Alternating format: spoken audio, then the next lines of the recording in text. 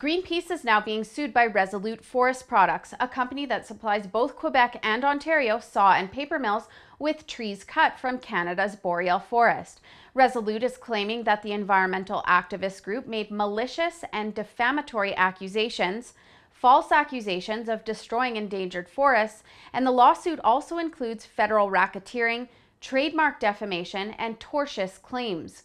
And Karen Mahon, that once worked as a managing director for Greenpeace, is just another activist that the NDP have hired onto the oil sands advisory group that will consult the government on capping emissions and how to reinvest money collected from the new carbon tax back into green energy. But there's more. Mahon has been associated with the Alberta NDP long before the panel was announced or even formed. Here she is at the Alberta government's climate leadership announcement. It seems that all that's required on a resume to become a panel member with the NDP is an extensive history of environmental activism. Greenpeace has a long-standing history of protesting logging companies in the boreal forest. They've chained themselves to equipment to stop production.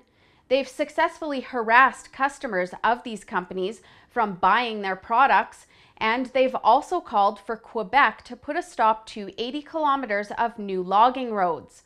Mahon herself has been arrested for crossing a court injunction zone meant for the protection of Kinder Morgan drillers. And what's more is that Karen Mahon and Zipporah Berman, the queen bee of anti-oil activism in Canada, go way back. Berman once worked with Mahon at Greenpeace. I talked about how these activist groups form coalitions, and Berman's forest ethics was right alongside Greenpeace protesting to save the Great Bear Rainforest. In fact, it's the cause that Berman cut her teeth on and propelled her to eco-activist stardom. Mahon is now the Canadian director for STAND, which was formerly Berman's baby, Forest Ethics. One thing is for sure, there's a network of anti-oil activists helping the Alberta government achieve what they really want: shutting down the oil and gas industry.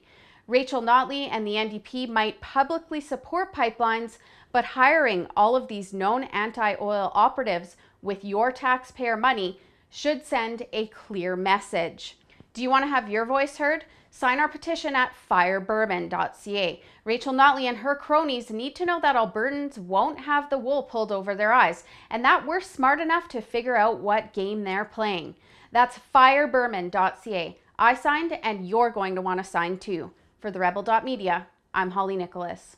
Thanks for watching. Click here to never miss a Rebel update. Want even more of the Rebel? Well, click here to become a premium member.